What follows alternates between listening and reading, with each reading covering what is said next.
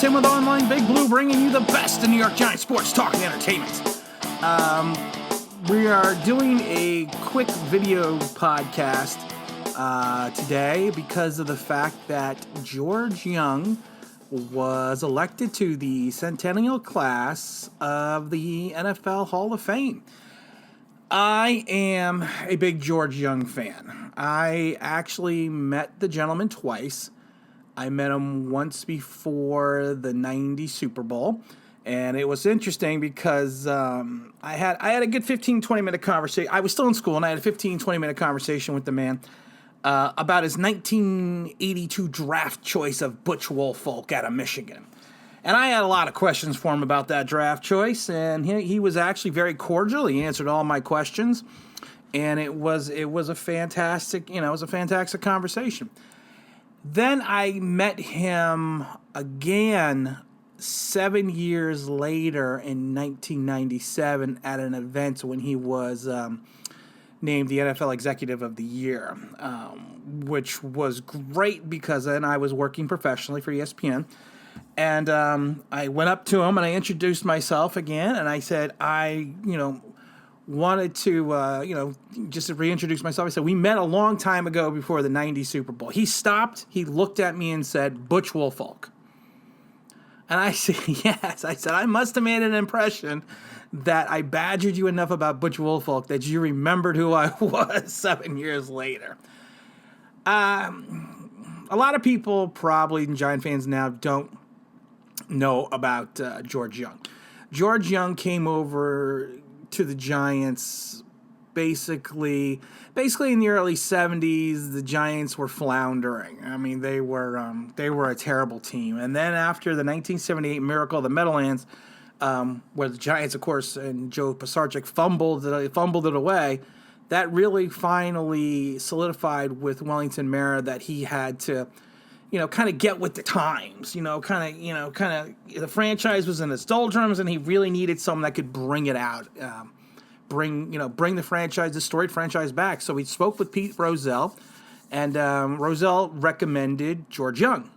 Now, George Young had a career as director of player personnel in Miami before he came over to the Giants. He was also served as a coach over at Baltimore City College and the Baltimore Colts. He was assistant coach from 1968 to I think 74. So you know what, and like I said, at that point in time, he was the director of player personnel for the Dolphins, and he seemed like the right fit for the team. So he hired him in '79, and by then the Giants had not made the postseason in like 15 years. Which was the longest string they had ever had. So he took over a lot of the day-to-day operations and everything from Andy Robustelli, and from the in 1974, I should say that Berra kind of gave up the reins of the franchise to Robustelli. But you know what? That's another. We're not even going to get into that because most fans aren't going to be interested in that. But George Young turned the Giants around, from his inaugural draft in '79. With the first selection, and the New York Giants select quarterback Phil Simms, Morehead State. I love that with Pete Rozelle. I always love that. So, and it was great because he made so many picks for the Giants that turned their fortunes around. I mean, he picked Simms, he picked Taylor, he picked Joe Morris, Carl Banks. I mean, he made Parcells the head coach in 83.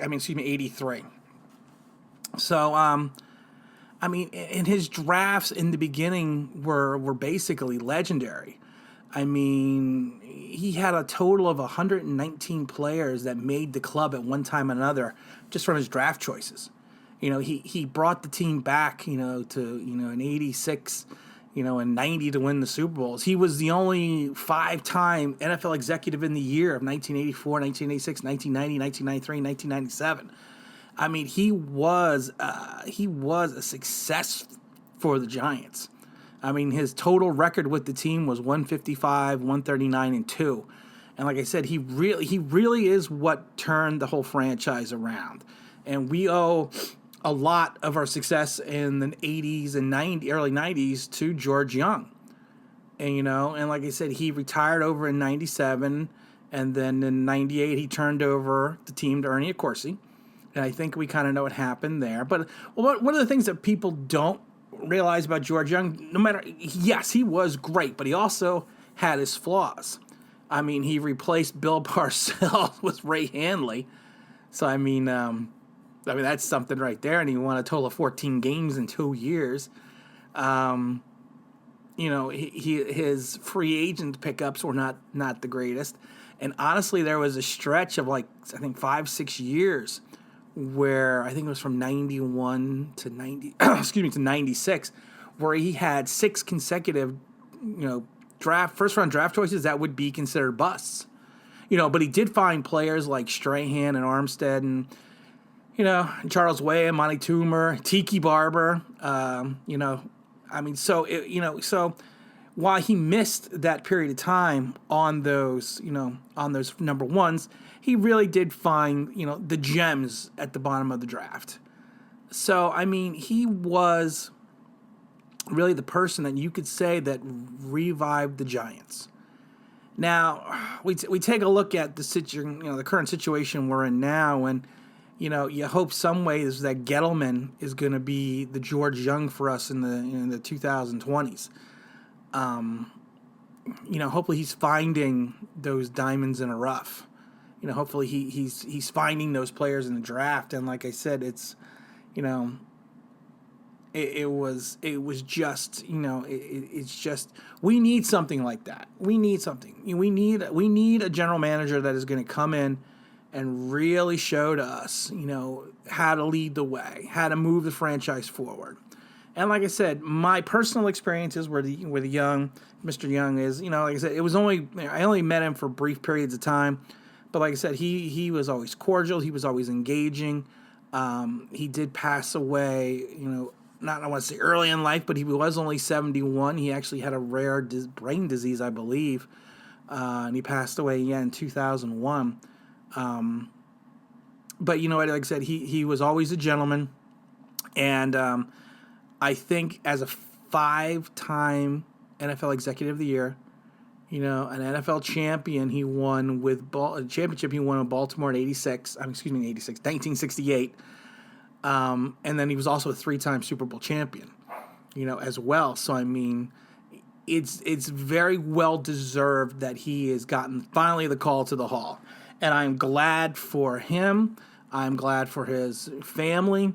I'm glad for the Giant organization as a whole, that this man who represented the city so well and really put a shine back on the franchise. Because if anyone remembers the 70s, the Giants were a mess. I mean, he literally turned this franchise around on his own.